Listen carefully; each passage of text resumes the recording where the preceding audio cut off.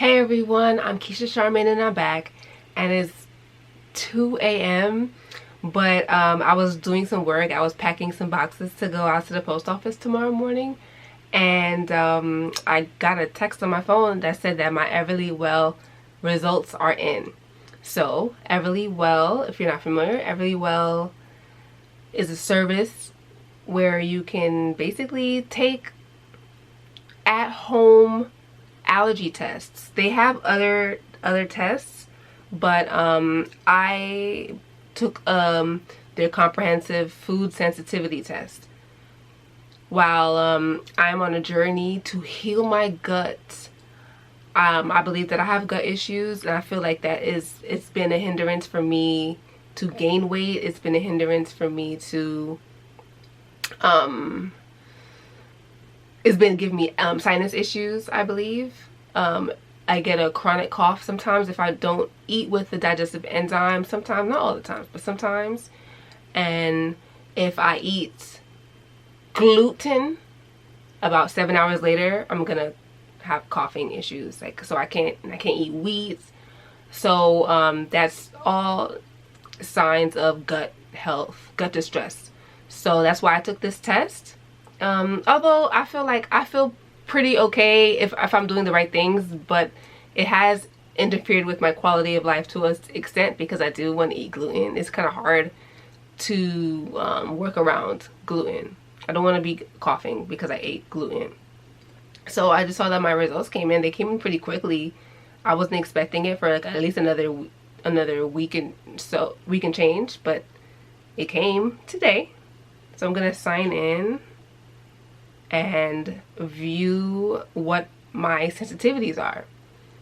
So I also took a stool test from Viome, and I'll get those results within the coming weeks. So I'll also make a video that compares those results to these results. So hopefully they're telling me the same things, that I'm sensitive to the same foods, so that it's some confirmation for me.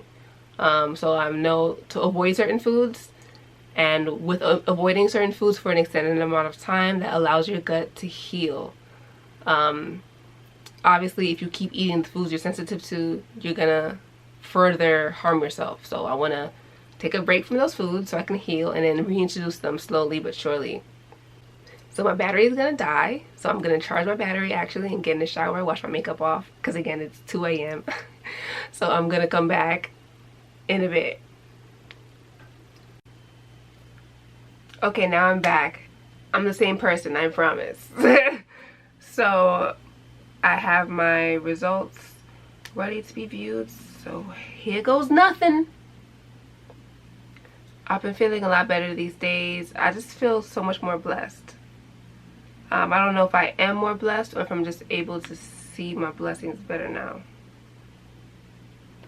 Okay, so your food sensitivity comprehensive test is complete. Your test showed an IgG reactivity above normal to 38 foods. Foods in the high, moderate, or mild reactivity ranges are good candidates for a temporary elimination diet to help identify your food sensitivities. After reviewing your results, join a live webinar and get your questions answered by a healthcare professional. Wow, 38 foods? I reacted to 38 foods? What? What?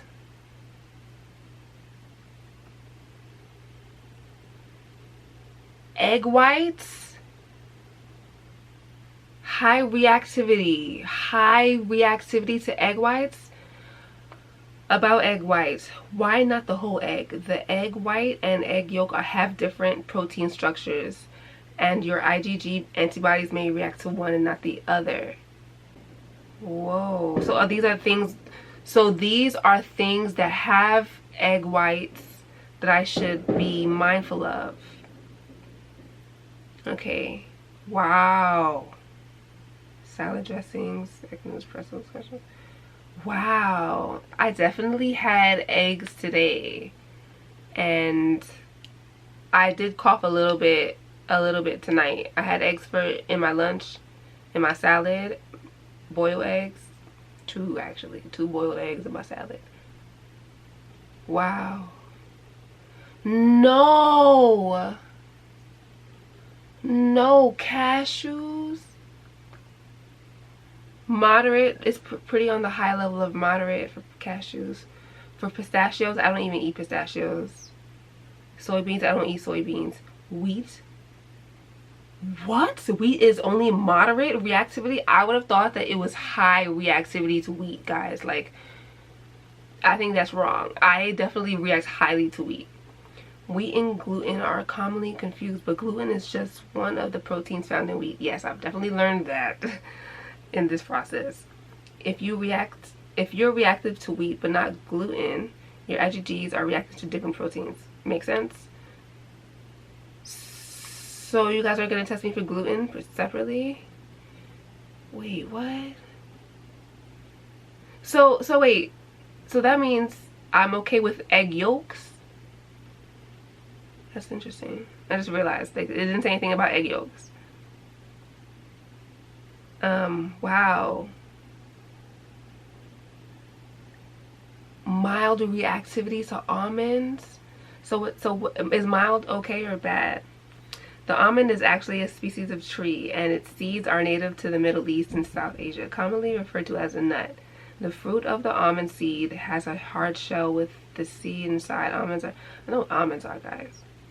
Almonds are both a common sensitivity and allergy. If positive to almonds, we recommend removing all forms of it during your elimination diet. This includes almond milk, almond butter. Pumpkin seeds are a good substitute for almonds, as well as hemp protein.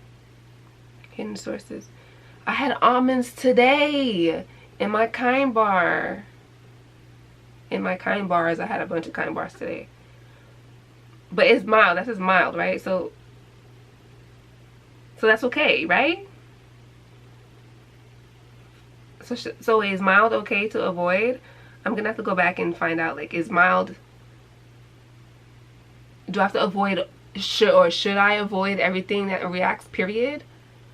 Or should I only eat normal reactivity? Like, I'm really confused now. I'm sure I'm gonna find out though. But so almond is mild, asparagus is mild, barley grain mild, pepper. Okay, so everything, I think everything here is mild, right? Brazil nut, chicken, chickpea. I had chicken today. I had chickpeas today. Coconut. Whew. I had coconut today. I cook with coconut a lot, guys. Cow's milk. Oh, I can have milk. I mean, it's very mild reactivity, so I'm happy that I can probably have some milk. I don't really drink cow's milk, but I do like to consume things that have milk in it. Curry, I love me some curry. That's good. Egg yolk. Okay, egg yolk is in the high end of the mild reactivity. I see. Eggplant. What is that? What is emmental cheese? Often called Swiss cheese. And Swiss cheese is my favorite cheese. Oh man. Oh, fig. I mean, whatever. I haven't really eaten cheese like that anyway. Because I had a feeling that I was reactive to cheese. But I did have a Caesar salad not too long ago, and I had Parmesan cheese on there because I heard that Parmesan. Sorry, my face is itchy. I read that Parmesan is lactose free, so I thought that was better to have the lactose free cheeses. Okay, gluten. So you're telling me gluten is mild reactivity? I'm really shocked at wheat and gluten, guys, because I'm telling you, I react. That's one thing that I for sure react to. Like, well, I guess again, gluten is just a protein in wheat. I for sure react to wheat. Kidney beans. I haven't had kidney beans in a while. Lamb. I don't think I've ever eaten lamb. Lima beans. Mackerel. I've had mackerel. In the past month or so, I've had mackerel. Millet. What is that? It's a gluten-free grain. Okay. Mozzarella is mild. Okay. Wait. Mild, okay. Oats. Wow. I eat oats every day. Almost. Mild. Papaya, peanut. Peanut is high on the mild end. Pine nut. I don't think I've ever had a pine nut. Poppy seed. Rapeseed. What the hell?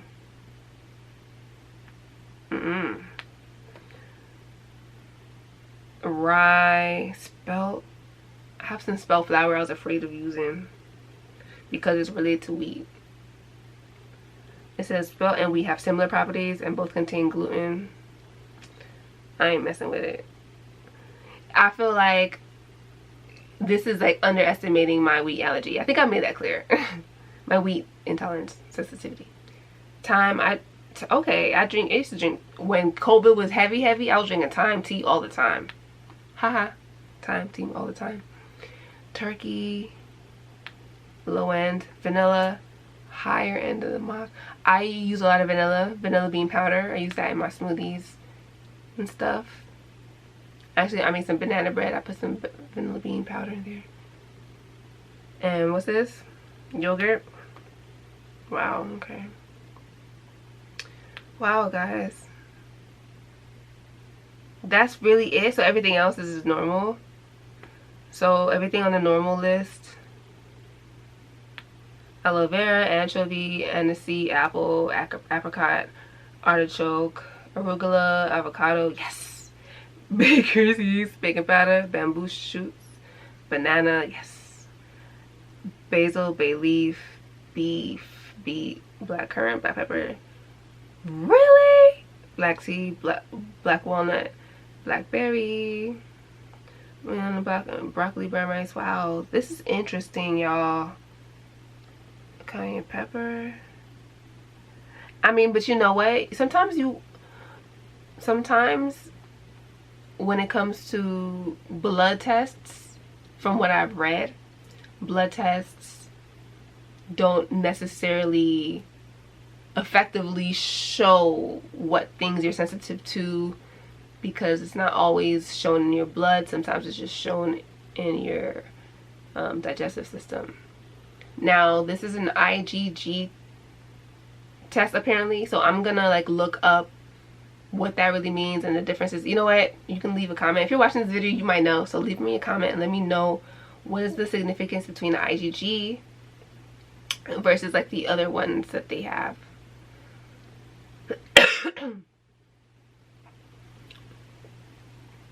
Yeah, okay. Wow, so there's a lot of things that are fine with me. Did they say anything about butter? Can I have butter? Yes, I can. According to this stuff. I don't know if I think I... But I'm surprised onions didn't pop up, because I definitely react to onions. Onion is normal. I'm not risking it. I'm not risking it. Wow. This is like really impressive. It's kind of, I mean, this is just really interesting, I should say. Sweet potatoes, perfect tuna. Whey is fine, because I lost so much weight, guys, just avoiding foods that I was just scared to try. I have some whey protein. I might just take that and get my weight back up, y'all. I'm not playing. So decide what's next. Here are some options to consider based on your results. Consider planning an elimination diet. This test shows you the foods your immune system reacts to, but not all food reactivities, even high ones, cause symptoms. One way to pinpoint your food sensitivities is a temporary elimination diet. Wait, so but not all food reactivities cause symptoms. Okay. That's interesting. If you decide to go for it, here's how it works. So this is how they're recommending the elimination diet. You temporarily cut foods you're reactive to from your diet, usually for 1 month. Keep a close eye on ingredient lists and watch for hidden sources during that time. 2.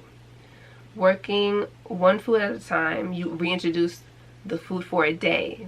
This step is the whole point of the elimination diet. Don't skip it. Okay. For a day, So reintroduce it for a day. You stop eating that food again for 2 to 4 days while watching for symptoms. Keep a food journal to make it easy. Absolutely. If you don't notice any symptoms, you're probably not sensitive to that food. You can choose to go back to eating it as you should. Okay. If you do notice symptoms, try eliminating that food for a longer period of time before repeating steps 2 and 3. Depending on your symptoms, at this point you can either reintroduce the food to your diet in small amounts or repeat the elimination for another six months. That's very interesting. So, okay. How many foods should I eliminate at once? There are a few possible approaches you may want to consider depending on a few factors: your lifestyle, your preferences, how many foods you were reactive to on your test. Okay. So they have the quick elimination diet, the phased elimination diet, and the broad elimination diet. After your elimination diet, you may end up deciding not to completely eliminate certain symptom-causing foods. It's all about finding the right balance of minimizing symptoms and maintaining your desired lifestyle. And only you know what's best for you. Common questions. If I do an elimination diet and find that a food doesn't cause excuse me, that's very much like a refluxy cough.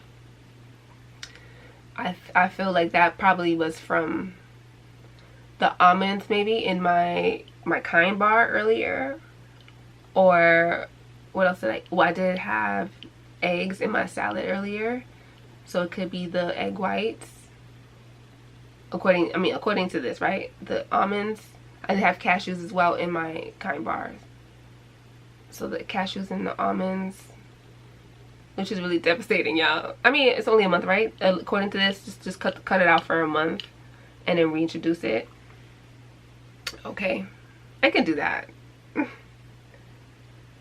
If I do an elimination diet and find that a food doesn't cause symptoms, can I still eat it even if my immune system was reactive to it? What? Can I still eat it even if my immune system was reactive to it? Yes, this test is just the first step to identify the real problem, your food sensitivities, or the foods that trigger symptoms. Not all foods with elevated reactivity will cause symptoms, and if they don't, you can choose to go on eating them. Okay, I was wondering about that too, because I was wondering, just say if you don't have any symptoms and you're reactive to it, should you still eat it? I was thinking you probably shouldn't, because you probably will develop a reaction to it over time, but if they're saying to still eat it, then go for it. I'm just gonna read the questions that I think that are good questions.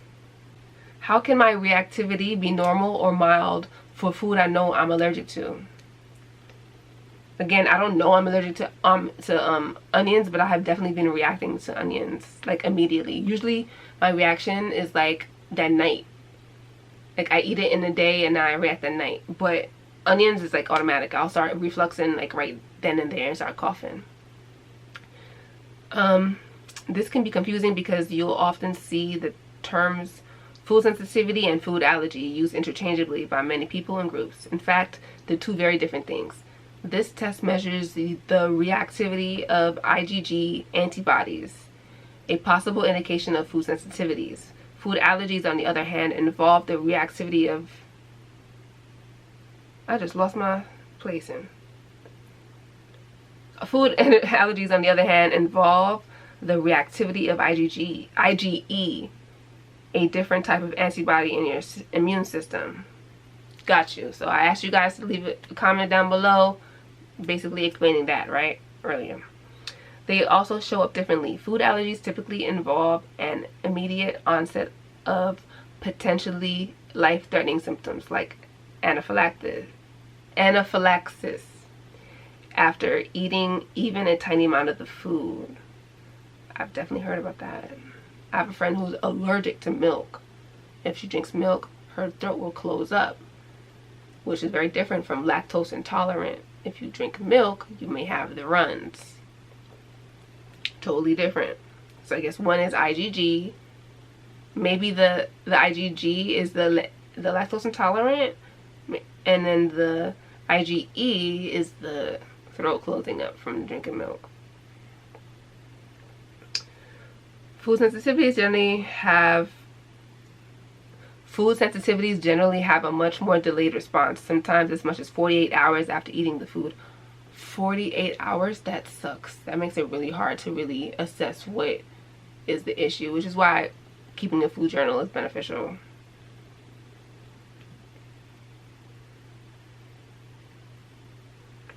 Symptoms caused by food sensitivities aren't life-threatening. How much of the food triggers a symptom also depends on the severity of each person's sensitivity. In short, you can be allergic to a food, elevated IgE reactivity, without having an elevated IgG reactivity to it. You can also have an elevated IgG reactivity or sensitivity without being allergic to it. That makes sense. Okay, this is another question that I had. What do I do if I have a mild reaction? Everybody processes and responds to triggers differently. So even if your immune system has only a mild IgG reactivity to a food, it could still be causing symptoms that feel anything but mild. Okay. But some people find that their worst symptoms are caused by foods in the mild category. That's what I was saying, right? That's what I was saying about the was it gluten in that category? I think it was gluten, right? Could my reactivity levels change over time? I think that's what they're saying by the elimination diet helps that. Yes, they could. IgG antibodies have a half-life of around 28 days, meaning it takes that long on average for your total antibodies to decrease by half. IgGs need to go through at least 6 half-lives before a noticeable difference in reactivity levels would be measurable. So consider waiting 6 to 9 months before retesting to see what's changed. Interesting. That's very interesting. So yeah, elimination diets are really helpful for that. So I see, like, to me it sounds like you should wait longer than a month before reintroducing a food. I don't know why they suggested a month at first. I think that you should just flat out wait 6 to 9 months before reintroducing something. But I mean, I guess you know, everyone's different, right? It will probably all depend on how bad your reaction is, because depending on like how often you ate it prior, maybe you haven't eaten it for a while, so you starting your elimination diet with it now, you gotta like account for the time you already didn't eat it. So yeah, I hope I'm articulating myself well. And it's 3:22 a.m. I'm very tired. I was working all night, but I really wanted to. I saw that this came through. I really needed to see my results. I've been waiting patiently, and I've been really trying to cure whatever is ailing me.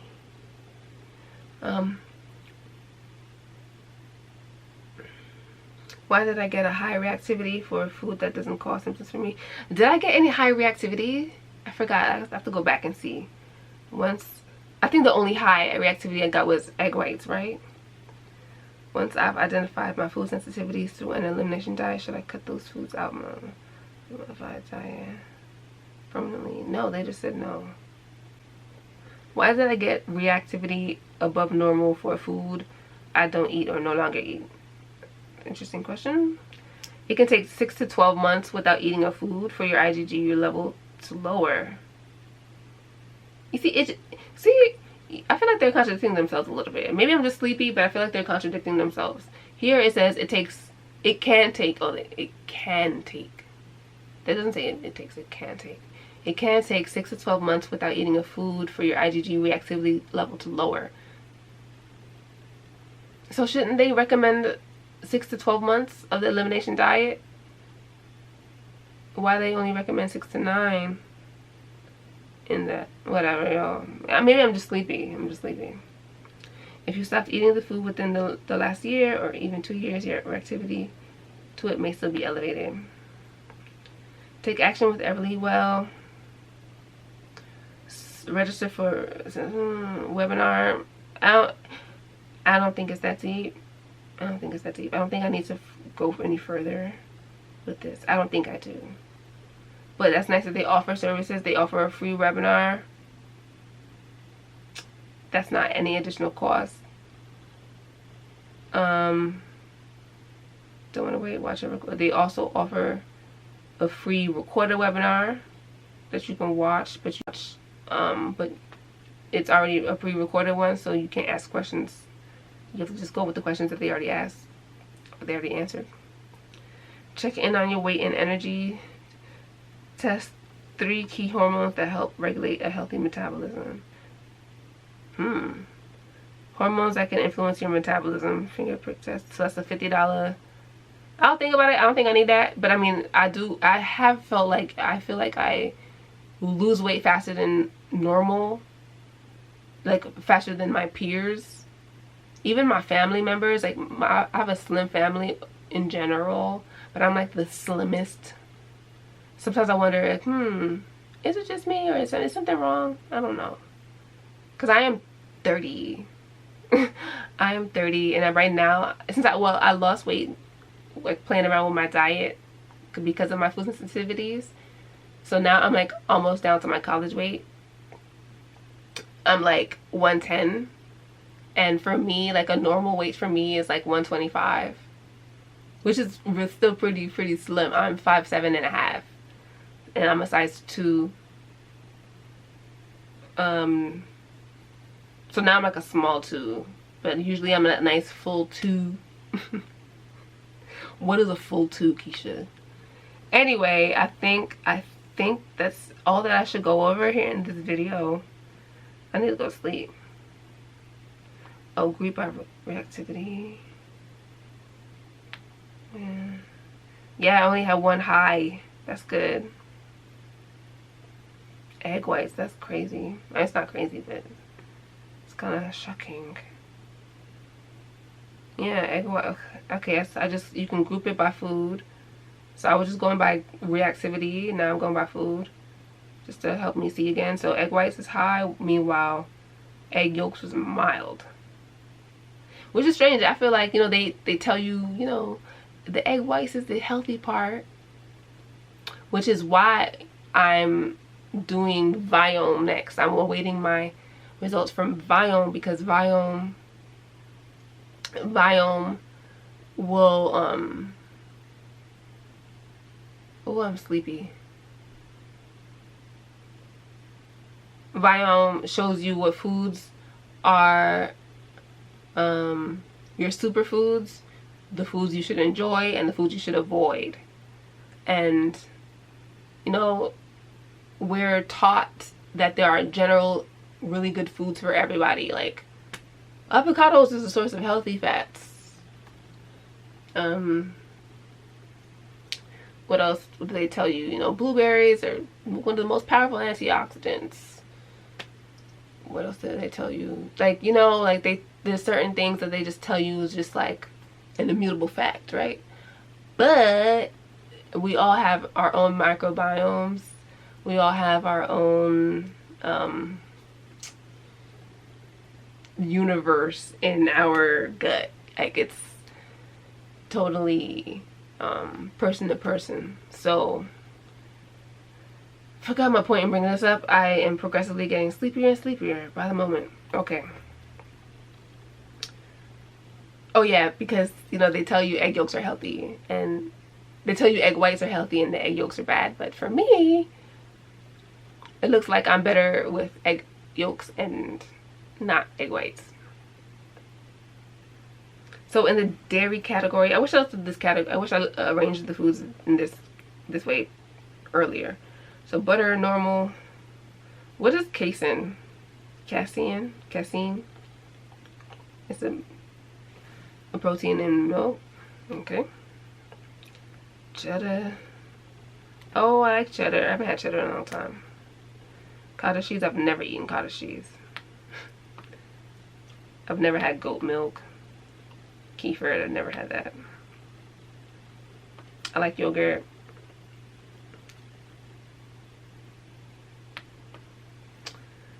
So I'm going to take these results with a grain of salt. I want to wait until I get my Viome to really compare the results. So that's what I'm going to do in a follow-up video. So if you are interested to see me comparing the results from EverlyWell to my results from Viome, then stay tuned.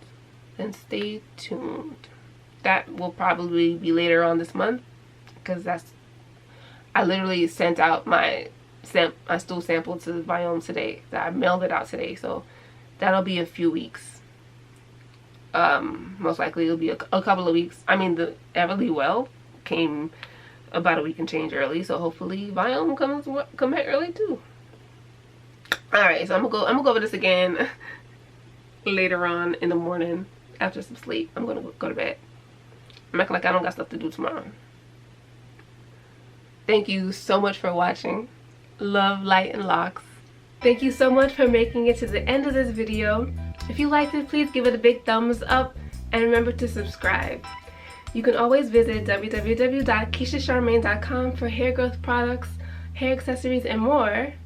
But don't leave just yet. Check out my featured video and my latest video.